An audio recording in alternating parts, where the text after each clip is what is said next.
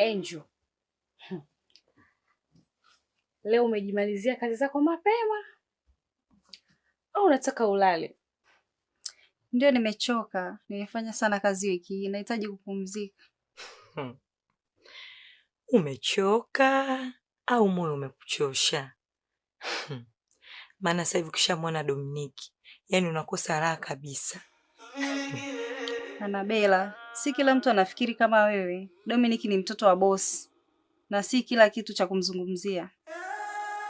Ila Angel, shoga yangu, ujue nini? Wakati mwingine raha ikizidi sana inapunguza hata hisia. Hivi hapa kimewaleta mapenzi au kuja kufanya kazi? Kuna siku mtaikumbuka hii kazi. Haya, nyinyi endeleeni kuwaza mapenzi. Mimi kwa kweli kuficha hata siwezi. Nikishamwona Dominiki tu, yani mimi moyo wangu yani unachanganyikiwa kabisa. Niwaambieni tu kweli. Nikwambie kitu shoga. Kwanza Dominiki ni mwanaume wa kuigwa. Anajiheshimu. Anajua nini anataka. Yaani hata zile shobo ndogo hana. Ila sasa kuna hawa wanawake ambao wanajifanya wapo kimya kimya. Wanajiheshimu. Wanamtaka vile vile.